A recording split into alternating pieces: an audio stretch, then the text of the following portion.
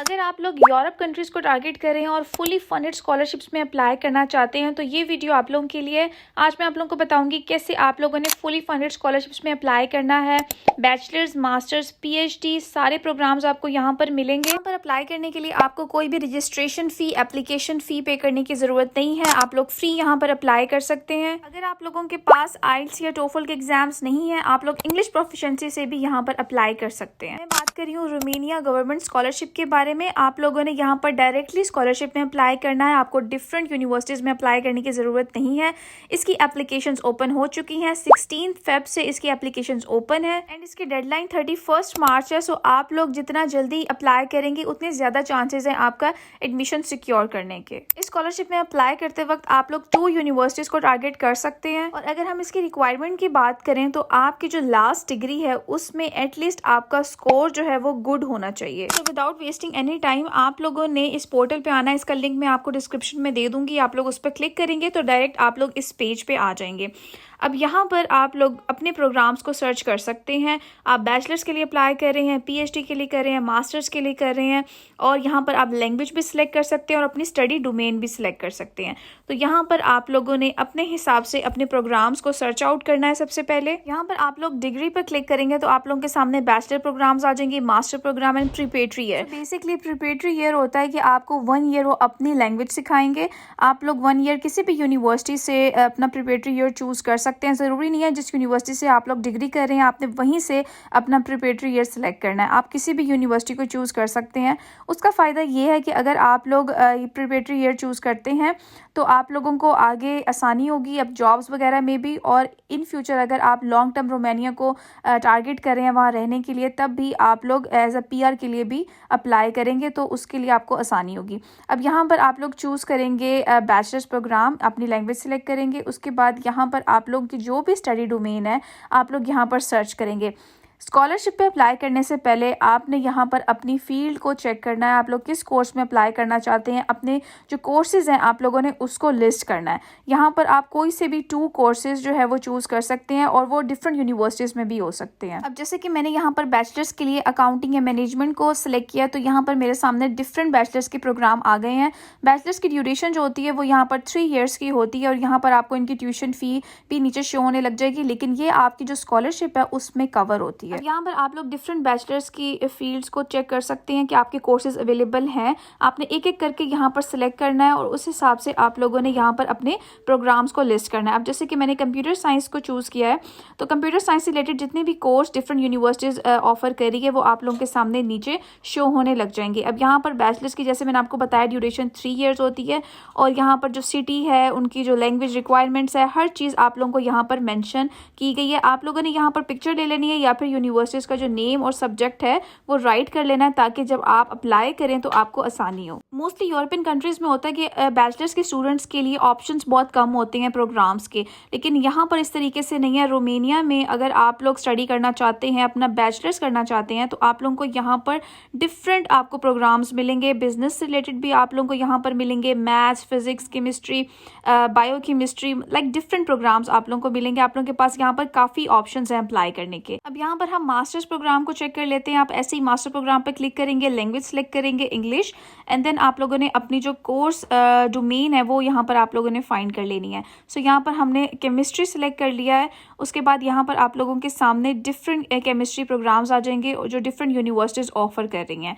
सो यहाँ पर जो मास्टर्स की ड्यूरेशन है वो 2 ईयर्स होती है। इसके अलावा आप लोगों को बिजनेस रिलेटेड फील्ड्स भी मिल जाएंगी, आप लोगों को कंप्यूटर फील्ड्स भी यहाँ पर मिल जाएंगी। आप लोग यहाँ पर बायोलॉजी में, बायोकेमिस्ट्री में, सिविल इंजीनियरिंग में, फिजिक्स में जो डिफरेंट कोर्सेज होते हैं आप लोग यहाँ पर चेक कर सकते हैं। अब यहाँ पर लेट्स सपोज कि आप लोगों ने अपनी कोर्सेज को फाइंड कर लिया। इसी तरीके से पीएचडी वाले भी करेंगे। यहाँ पे हम सपोज कर लेते हैं कि आप लोगों ने अपनी कोर्सेज को सिलेक्ट कर लिया है।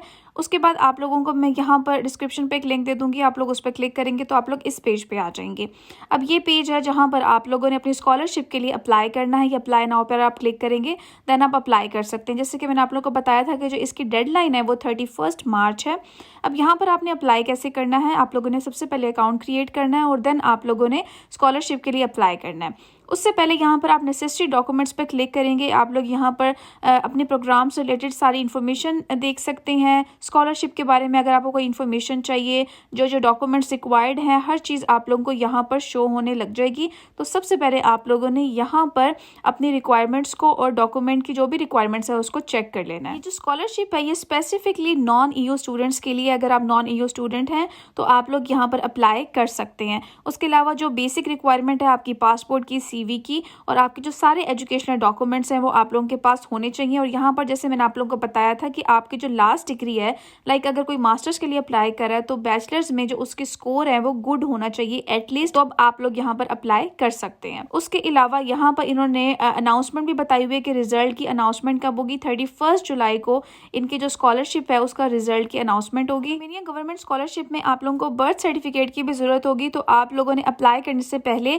अपना बर्थ सर्टिफिकेट भी PDF फॉर्म में स्कैन करके अपना रख लेना है, ताकि अप्लाई करते टाइम आप लोगों को इशू ना हो। क्योंकि मोस्टली जो यूनिवर्सिटीज़ होती हैं और मोस्टली कंट्री में जब आप अप्लाई कर रहे होते हैं तब आपको बर्थ सर्टिफिकेट की ज़रूरत नहीं होती, लेकिन यहाँ पर आप लोगों ने उसको अपलोड करना होता है। तो आप लोगों ने इन डॉक्यूमेंट्स का ख्याल रखना है। अब आप अप्लाई नाउ पर क्लिक करेंगे, देन यहाँ पर I don't have an account, क्योंकि हमारे पास अकाउंट नहीं है, हम अकाउंट क्रिएट कर रहे हैं, तो हम लोगों ने सिंपली इस पर क्लिक कर देना है। अब यहाँ पर आप लोगों ने अपना फर्स्ट नेम लिखना है, अपना लास्ट नेम लिखना है, अपना ईमेल एड्रेस मेंशन करना है। उसके बाद यहाँ पर आप लोग अपना पासवर्ड सेलेक्ट करेंगे और उसी पासवर्ड को वेरीफाई करेंगे। नीचे आप लोग कैप्चा फिल करके टर्म्स एंड कंडीशन पे टिक कर देंगे एंड क्रिएट एन अकाउंट पे क्लिक करेंगे तो आपका यहाँ पर अकाउंट क्रिएट हो जाएगा। उसके बाद आप लोगों को एक ईमेल आएगी, ईमेल पे आप लोगों को एक एक्टिवेशन कोड आएगा। आप लोगों ने उस कोड को कॉपी करना है और यहाँ पर पेस्ट कर देना है। अब आप लोगों को हो सकता है कि ईमेल आप लोगों की मेन बॉक्स में ना आए, तो वो ईमेल आप लोगों को स्पैम फोल्डर पे मिलेगी। तो आप लोगों ने अपने ईमेल पे स्पैम फोल्डर ओपन करना है, तो वहाँ पर आप लोगों को ईमेल आई होगी। अब आप लोग यहाँ पर लॉगिन पर क्लिक करेंगे, अपना वही ईमेल और पासवर्ड पुट करेंगे तो आप लोगों की यहाँ पर लॉगिन हो जाएगा अकाउंट।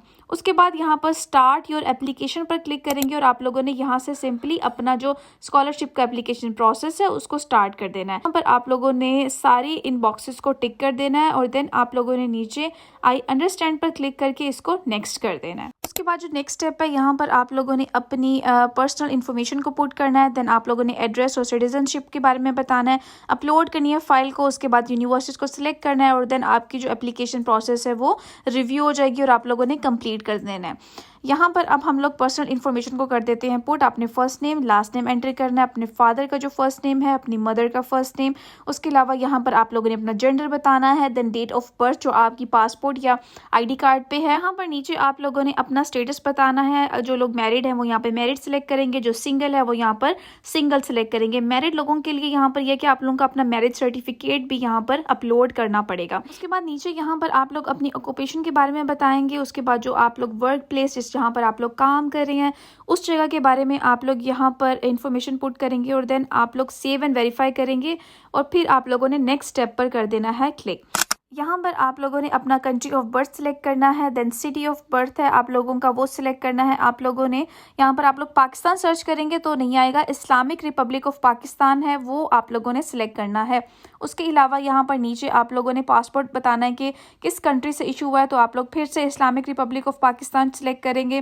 देन आप लोगों ने यहाँ पे अपनी पासपोर्ट डेट ऑफ इशू और एक्सपायरी डेट को बताना है। पासपोर्ट का सीरियल नंबर जो होता है आप लोगों ने वो यहाँ पर लिखना है।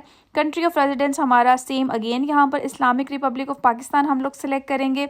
सिटी ऑफ रेजिडेंस जो भी आप लोगों का ID कार्ड पर मेंशन है आप लोगों ने यहाँ पर वो लिखना है। कुछ लोगों का अगर सिटी यहाँ पर नहीं है तो आप लोग अपना डिस्ट्रिक्ट भी यहाँ पर लिख सकते हैं। उसके बाद पोस्टल कोड करेंगे, सिटीजनशिप अगेन आप लोग रिपब्लिक ऑफ पाकिस्तान करेंगे और देन आप लोग नेक्स्ट स्टेप पर कर देंगे क्लिक। यहाँ पर नेक्स्ट स्टेप पे उन्होंने पूछा है कि आप लोगों की जो डिज़ायर्ड डिग्री है जो आप लोग स्टडी करना चाहते हैं वो आप लोगों ने यहाँ पर बताना है।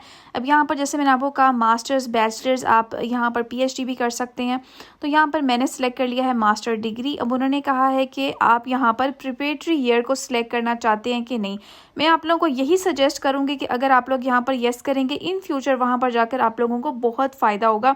1 साल प्रिपरेटरी ईयर अगर आप लोग कर लेंगे तो आप लोगों को वहाँ पर जाके आइडिया होगा कि काश हम प्रिपरेटरी ईयर को सिलेक्ट कर लेते तो हम लोगों को ज़्यादा अपॉर्चुनिटीज़ मिलती हैं और ज़्यादा ऑप्शंस मिलते। तो मैं ये मशवरा दूंगी कि आप लोग यहाँ पर येस को सिलेक्ट करें। तो आप लोगों की अपनी चॉइस है, अगर आप लोग नो भी करना चाहते हैं तो कोई इशू नहीं है, लेकिन जो लोग वहाँ पर आगे इन फ्यूचर जो मास्टर्स के हैं वो पीएचडी करने का सोच रहे हैं या फिर इन फ्यूचर पीआर के लिए वो अप्लाई करना चाहते हैं तो आप लोग फिर इसको येस ही करेंगे, क्योंकि इसके बगैर आप लोगों को पीआरशिप नहीं मिलेगी। उसके बाद नीचे यहाँ पर आप लोगों ने अपना बैचलर्स का जो ग्रेड है वो मेंशन करना है। बैचलर्स का ग्रेड आप कैसे मेंशन करेंगे, आप लोगों ने रोमेनियन ग्रेड के हिसाब से यहाँ पर ग्रेड्स को मेंशन करना है। अब आप लोग चैट जीपीटी पे जाएंगे, अपनी सीजीपीए लिखेंगे, आप लोग उसको कहेंगे कि हमें इसको कन्वर्ट करके दे रोमेनियन ग्रेड में, तो वो आप लोगों को कन्वर्ट करके दे देगा। जैसे मैंने आप लोगों को बताया था कि एटलीस्ट आपके जो ग्रेड हैं या स्कोर है वो गुड होने चाहिए। लाइक आपका अगर 10 है तो 10 आउट ऑफ 7 होना चाहिए, इससे कम नहीं होना चाहिए। उसके अलावा जो डिप्लोमा इशू है वो कहाँ से हुआ था, किस कंट्री से हुआ था, आप लोगों ने अपनी कंट्री को सिलेक्ट करना है, जो कि इस्लामिक रिपब्लिक ऑफ पाकिस्तान है। आप लोग अपने हिसाब से अपनी कंट्रीज को सिलेक्ट कर सकते हैं। अब हम बात कर लेते हैं कि हमने कौन कौन से डॉक्यूमेंट्स यहाँ पर अपलोड करने हैं। सबसे पहले तो आप लोगों ने अपनी सीवी को अपलोड करना है, जो कि इंग्लिश में होगी, और आप लोगों ने एक अच्छी प्रोफेशनल सीवी बनानी है, जो कि यूरोपास सीवी हो सकती है या कोई अच्छी सीवी होगी। आप लोगों ने अपनी सीवी में टू द पॉइंट चीज़ें मेंशन करनी है। बहुत से लोग मुझे ईमेल करते हैं और वहाँ पर जब वो लोग मुझे अपनी सीवी सेंड करते हैं और मैं यही सोच रही होती हूँ कि इस सीवी से इन्होंने पता नहीं कितनी यूनिवर्सिटीज़ में अप्लाई किया होगा।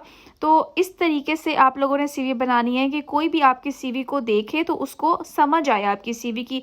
बहुत से लोग बहुत ही क्लटर्ड सीवी बनाते हैं और इतने ज़्यादा डिज़ाइनिंग फॉर्मेट्स को चूज़ किया होता है, तो इस तरीके से नहीं करना। एक अच्छी प्रोफेशनल यूरोपास एजुकेशनल सीवी आप लोगों ने बनानी है। उसके अलावा यहाँ पर आप लोगों ने नीचे अपना बर्थ सर्टिफिकेट को करना है अपलोड। बर्थ सर्टिफिकेट को आप लोगों ने पीडीएफ में कन्वर्ट करना है एंड पीडीएफ फाइल में आप लोगों ने यहाँ पर सारे डॉक्यूमेंट्स को करना है अपलोड।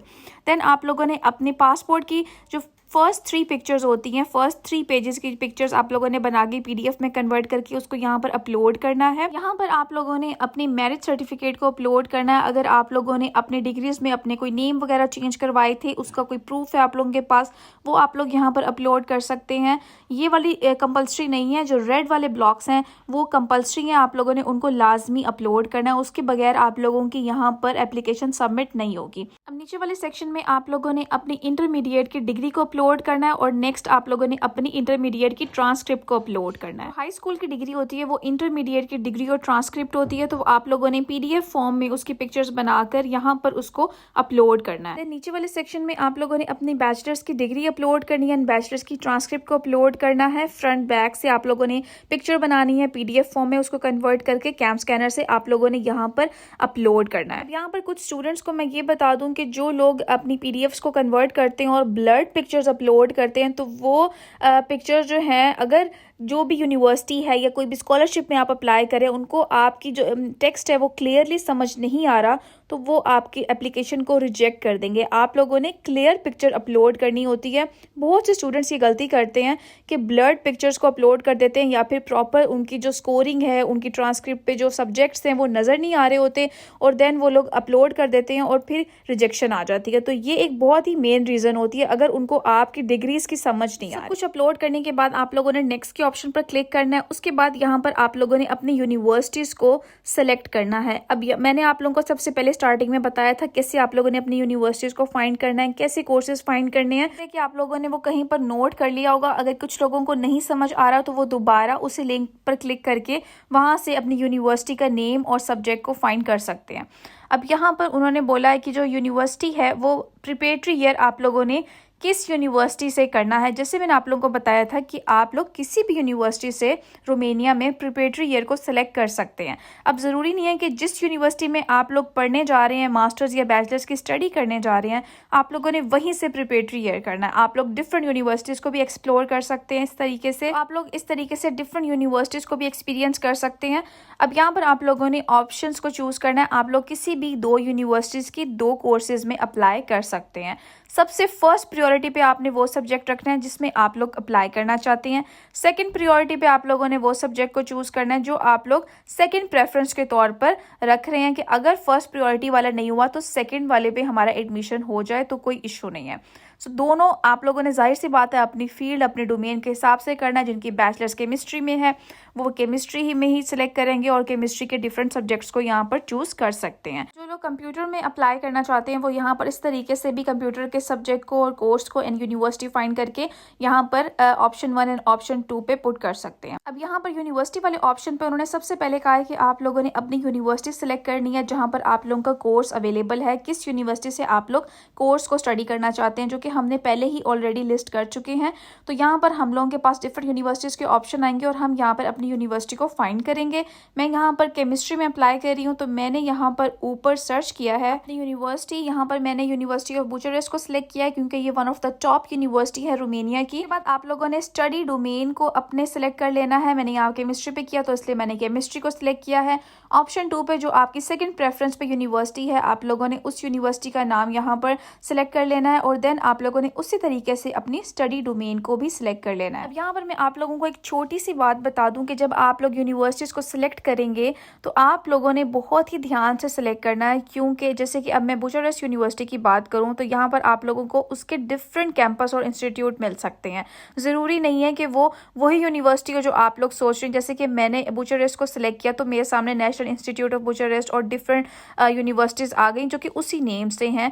आप लोगों ने जो सिलेक्ट किया था कोर्स वाले ऑप्शन पर जहाँ पे आप लोग फाइंड कर रहे थे अपना प्रोग्राम, वहाँ से आप लोगों ने पिक्चर ले लेनी है और देन जब आप लोग यहाँ पर अपने यूनिवर्सिटी की प्रेफरेंस को चूज़ करेंगे सेम आप लोगों ने यहाँ पर यूनिवर्सिटी सिलेक्ट करनी है जो वहाँ पर लिखा हुआ है। तो इस चीज़ का आपने ख्याल रखना है क्योंकि बहुत से स्टूडेंट्स हैं जिन्होंने गलत यूनिवर्सिटी सिलेक्ट कर लिया जिसमें वो कोर्स भी नहीं है। तो इस तरह से तो आपकी एप्लीकेशन रिजेक्ट हो जाएगी, तो कोई फ़ायदा नहीं है फिर इस एप्लीकेशन को सबमिट करवाने का। तो ये छोटी छोटी चीज़ें जो आप लोगों ने ध्यान से करनी होती हैं। उसके बाद आप लोगों ने यहाँ पर सेव एंड वेरीफाई पे क्लिक करना है। कोई डॉक्यूमेंट अगर मिस हो गया तो आप लोग जाकर चेक कर सकते हैं। कोई चीज़ आप लोगों ने गलत तो अपलोड नहीं कर दी, हर एक चीज़ को अच्छी तरीके से पहले चेकआउट कर लेना है और देन आप लोगों ने अपनी एप्लीकेशन को यहाँ पर सबमिट करना है। एक दफ़ा एप्लीकेशन सबमिट हो गई तो आप लोगों के पास ऑप्शन नहीं है उसको एडिट करने का। यहाँ पर हम लोग डायरेक्ट स्कॉलरशिप में अप्लाई कर रहे हैं तो हम लोग ईमेल भी नहीं कर सकते।